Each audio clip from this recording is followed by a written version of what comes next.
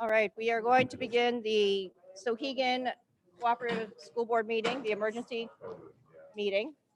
It was called on behalf of one of our board members' requests. And I think at this point, I'm not sure there's much actionable to say, but I just want to reiterate, the protective measures are in place for the SAU employees, and that's probably about it. Yeah, I did call this meeting. I wasn't sure how the last meeting was going to go. I felt the obligation to express my remarks and my observations on this. My hope would that would have been so outrageous that it would have stimulated more discussion and consternation. Maybe that is internally. Maybe it was too fresh for people to react. I think if the policy is followed, I think this needs to be on the record. If the policy is followed, given what has happened, what is known today, and particularly the lack of a formal complaint, then there is no action to be taken other than the provision of protective measures for the employees who request them, because the formal complaint, they're very separate, and the policy makes that very clear. As I said in my remarks, I will respect that until the day that they are withdrawn by those same people or changed. With the matter of the voluntary temporary step down as chair, I would like to revoke that, but I'm not going to make that decision at this time. If you feel, however, that should be happen, then I welcome the discussion, and I'll stay out of it. And unless you have questions for me, what I'm trying to demonstrate here by my remarks and taking this matter seriously is leadership. Sending out the information before the meeting, before the SAU meeting, was a part of that. Sending out information to you all, disseminating information after 4 chairs meetings or committee meetings, and packaging things and trying to get agendas sorted out and asking for feedback. That's the way I roll as a leader. That's the way I'm trying to handle this situation, with fidelity and honor. And if warranted, I would gladly participate in the interview process and the investigation process. But I cannot in good conscience do that while at the same time seeing our policies eviscerated and our procedures violated, and our board decisions ignored. I've been advised that by not participating, it may lead to a negative inference, and I understand that. I may be forced to participate under protest. I don't know yet. That decision is yet to be made. I've yet to make that decision, but I wanted to inform you kind of what's forward looking and where this may go. I guess that's all I had to say to address to you guys, and just let you know where I am in my headspace on that. And I'd be gladly continue to lead you, but if you think that that's not ripe at this time, and I totally respect that as well.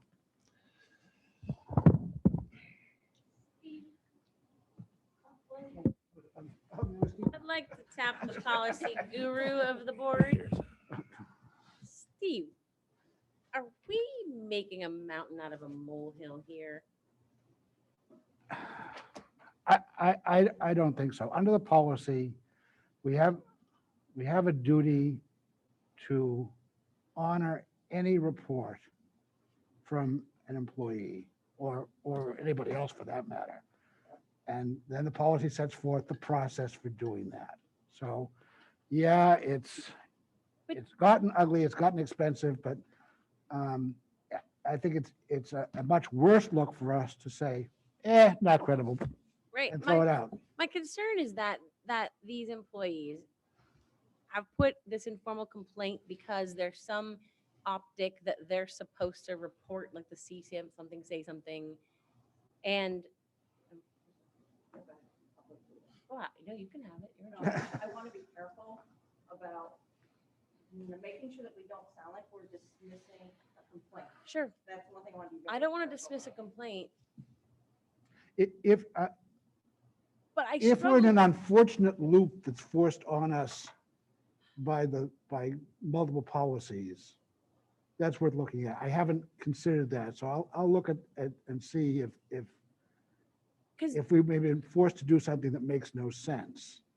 But, my problem, so maybe you're right, Stephanie, and I'll back it up, because certainly if someone is making a complaint, but I have not even heard that a complaint was made by anyone other than the board member that sent an informal email.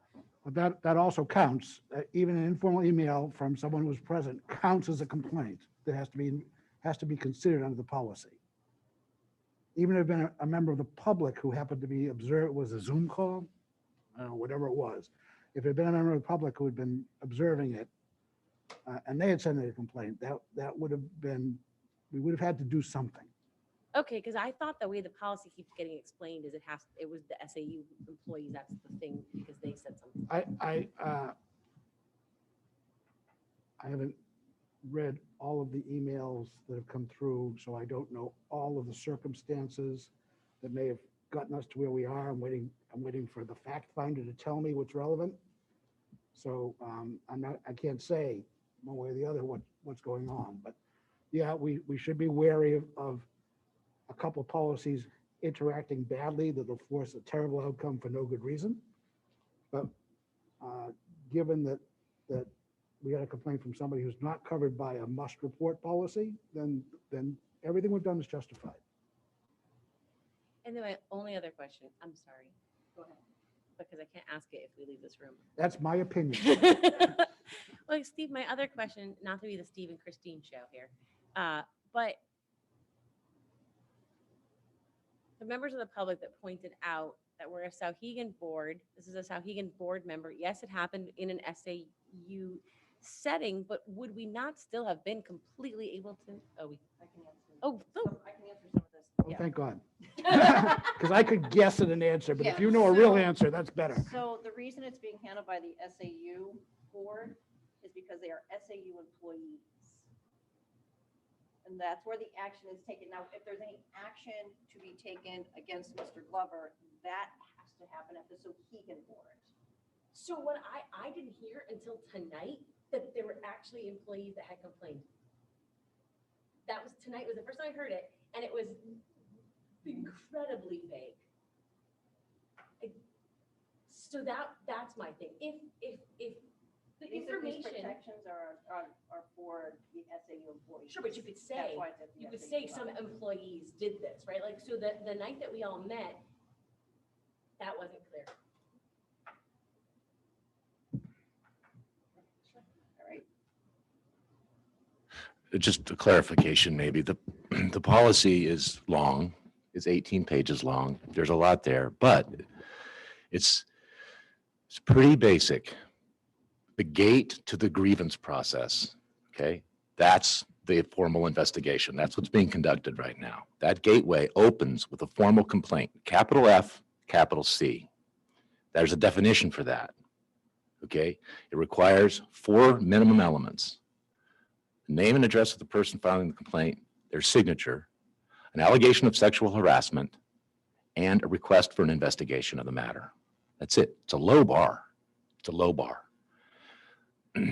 All we know now is from Adam's emails that he was in receipt of unofficial complaints, is what he said in one, and informal complaints is what he said in another one. In the terms of the policy language, those are reports, okay? What we got from Victoria, we read it, both of her initial and her amended, don't call for an investigation. They're missing that very critical element. And arguably, they don't allege sexual harassment. By saying inappropriate media was broadcast from a phone may not be sufficient. I'm not even arguing that point, but it does not call for an investigation. It calls for the matter to be taken seriously in accordance with district policies. District policies require a formal complaint for the grievance process to begin. It's very simple. The Title IX, the coordinator, that is so critical. It's the independent person, the person who's not the boss or the chair of the school board or the district council advising them and expanding and all of this. It's the person outside of all of that that can actually sit down and talk with the people who made the reports and say, hey, this is a safe space. Here's some supportive measures. These are what you said you told your boss. Is that sufficient? Is it too much? Is it working? Is it not working? And that's a good conversation to have. And you can sort that out. Describing and informing them about the process of a formal complaint. These are the critical duties that the coordinator is supposed to do, an independent person, and say, here's the process of filing a formal complaint. I see you've made informal complaints or unofficial complaints. Here's what you need to do to make it formal. Here's what would happen if you did. Do you wish to do so? And that person can decide yes or no. And this is not a situation, these are mature people. If this was a young person who was smitten with an adult abuser, that Title IX coordinator might have be compelled to sign on their behalf if they'd refuse to. These are adults who don't have any power over each other. I don't control their board members. I have no power over any SAU employee or other employee other than the superintendent by being a single member on a larger board. I don't control their schedule. I don't control their pay. None of us do. Same thing with other board members. There's no control dynamics. We're all mature people. We're all leaders in our community. High-level executives, elected community, officials. So they're fully capable, my point, of making their own decisions as to what they want once they haven't had an opportunity to meet with an independent person who's properly trained, who's bias-free, who doesn't have a conflict with anybody else here, and come to that conclusion. And if any one of them, to Steve's point, it only takes one, if any one of them chooses at any time to say, you know what, I do want to perfect this into a formal complaint. That is their prerogative. And once that happens and that grievance process gate opens, then I'll be first in line to sit down with the investigator. That's us doing what we say we're going to do vis-a-vis our policy. If we don't do that, I have to go to the mountain hop, make a mountain out of what could have been a molehill, because that is, I think that's a dangerous precedent to set. I think it puts a bunch at extends a lot of liability towards us. If we do it once, we do it again, it erodes trust, which is already damaged in so many ways. I cannot stand by and watch that happen without sitting and drawing up remarks and putting together a package and trying to illustrate what's happening to all the board members. So that is how the policy is supposed to work with respect to the coordinator and why the formal complaint is so important. So that should help clarify why we wanted the motion clarified. Yeah. We get that step first. I don't think we clarified it. So, And is that that's- record? Tim? Probably should have asked Steven, but maybe we'll ask you since Steven's not here anymore. To bring forward to the superintendent the request to make it a formal or get a formal complaint. So we can stick to that, make sure we stick to the policy. Because it sounds like that's your sticking point. So Yeah, if there's a formal yeah. complaint, then you're good with everything else that's out there. Yeah, Whether or not you agree with it. right, absolutely. So in theory, faster, cheaper approach is for the person fulfilling the duties of the Title IX coordinator to ask those questions that John just enumerated a few minutes ago. Does he have power over the person? Is the person perhaps not capable of recognizing the abuse because they're not mature enough? That person acting as a Title IX coordinator can make that determination, say, the person is capable of making a formal complaint, they didn't. I've heard the informal, whatever we call it. Report. I've asked them some questions about the informal report. There's no there, it's over. Aside from, again, the separate conversation around protective measures that has to happen independently. Correct. That's what I hoped would happen very quickly when we discussed this back in November. So I expected to happen. So the fact that it's drawn out so long doesn't make any of us happy. But those basic steps are still open as a possibility. I still haven't heard anything that says that they won't go that way. But again, a trained, I hate to use the word, investigator, Title IX Well, coordinator. a trained investigator will ask the questions and then make that first determination. Is there or there? And then either we're done, John's clear, or we're in a process, the formal grievance process, which he apparently feels very comfortable with going through and expects to come out in his favor. And I have no reason at this moment, with what I know, to doubt that. But I personally, and I think the rest of the board is with me on this, wants to see the facts from a third party, not just he said, she said.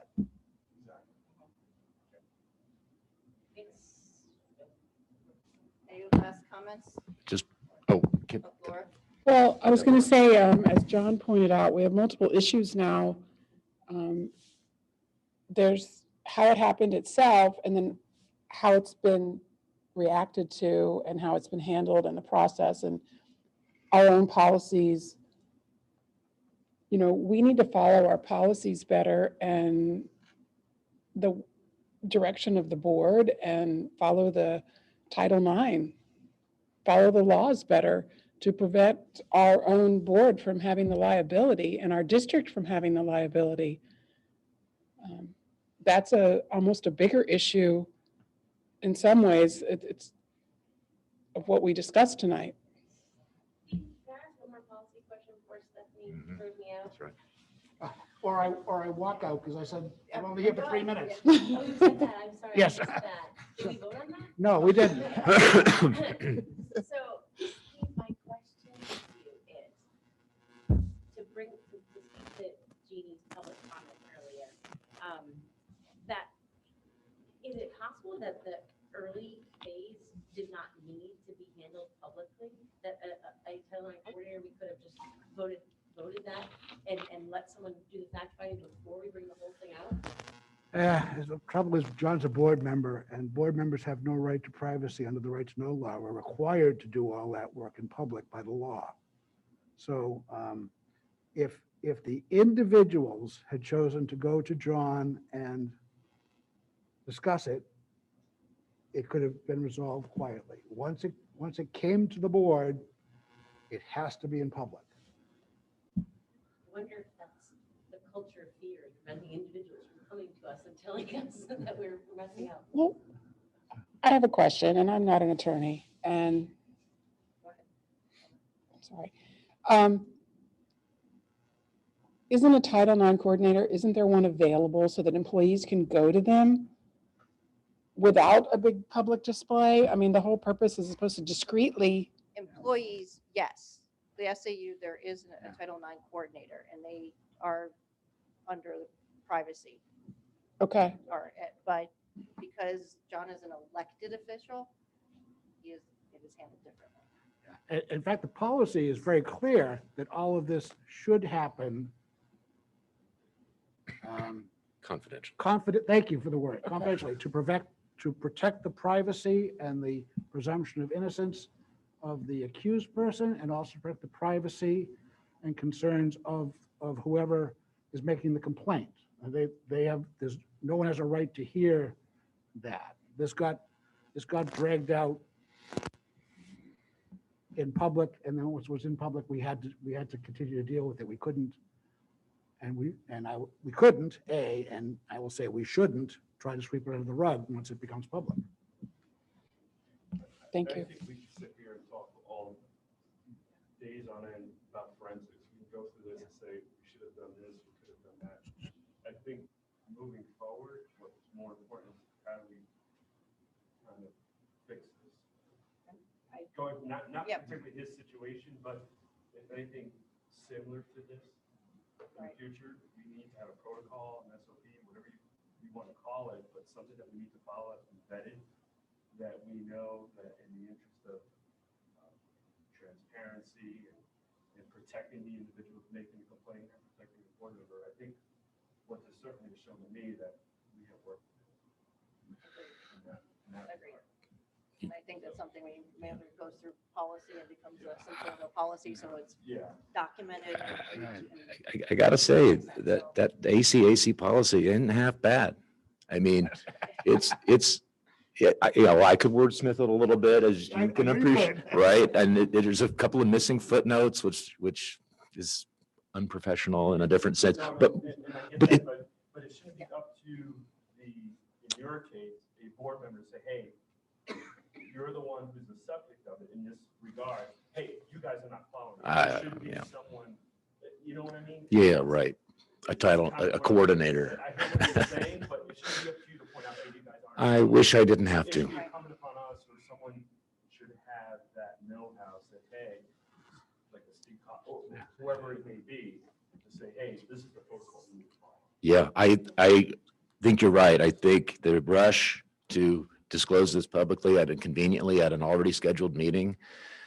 The reaction, well, it did, but it didn't have to be that necessarily, meaning if you don't have what you're saying, if you don't have your policy pathway clear, if you don't consult with your experts, if you don't recognize that you're in a situation that the SAU or the board is ostensibly at adverse to the SAU, to the administration, that you shouldn't take the advice of the administration's counsel, that you should take your own advisor in that sense. That's a conflict of interest. That was unprofessional and not I done. think, well, that has come out of this is that we definitely need some sort of policy. or some Yeah, sort of- yeah, multiple levels, on multiple levels. And, I wish, to your point, George, I wish I didn't have to expose this, but I feel, like I said at the beginning, I'm obligated to expose it because it cannot stand. It has to change, to your point. Okay. Tim has one. So I think going back to what John said at the beginning of this meeting, my recommendation is that we keep Stephanie in as interim chair until we get everything's complete to one side, whatever the resolution happens to be. Then we would go from there. So that way we're not trying to make a decision based on nothing, because we don't really have any information right now, other than we messed up with ACH. Keep the status quo. Yeah. So, all right, so there's a motion. Yeah, I guess the motion is to keep Stephanie as George, interim chair. George seconds. We have everybody here, so we can just all in favor, All right, all opposed? Anyone abstain? Okay. can I move to adjourn? I believe so. Steve? Oh, Oh, public comment. Because it was an emergency meeting, there wasn't any public input comment. If someone would like to make a I'll motion. move, I'll actually support that. I'll move that we offer a public comment period. I'll second. Sorry.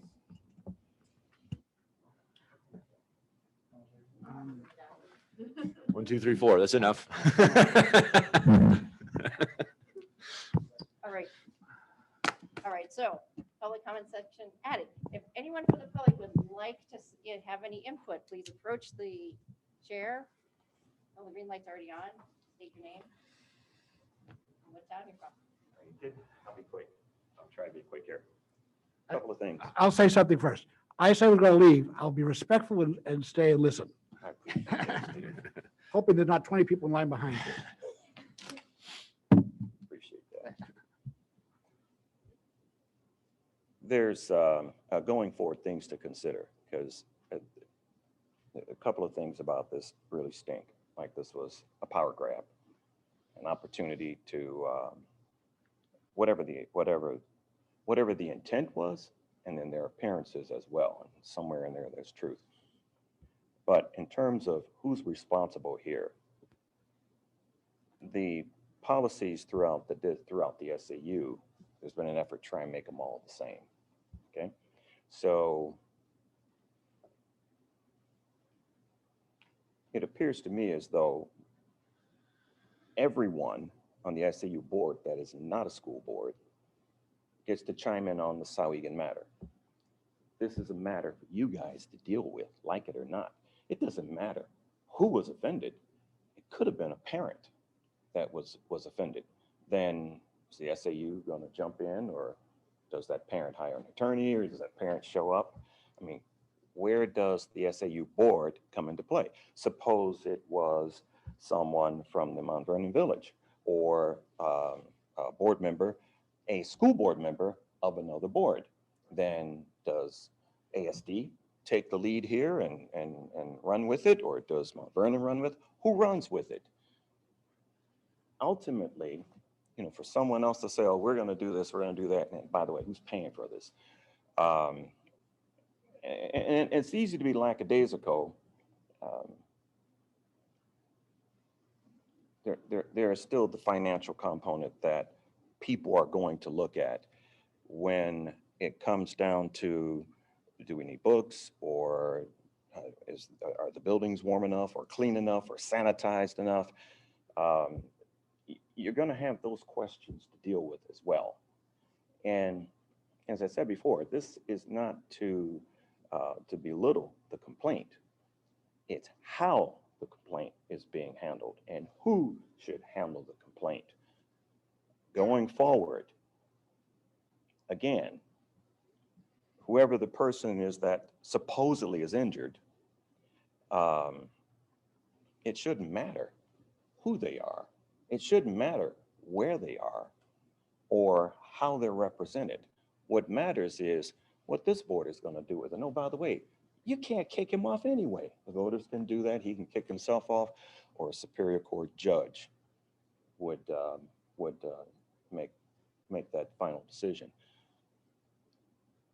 But what I'm concerned about is, for any reason, anybody could be offended, could not like your socks. And all of a sudden, I'm offended. Those socks didn't do it for me. And I'm gonna make a complaint because I don't like him anyway. Well, do we really want to get to that? Thanks, guys. Anybody else have any input? None? Okay. Do I have a motion to adjourn the meeting? Steve. Do I have a second? Second. Everyone in favor? Sure. All right.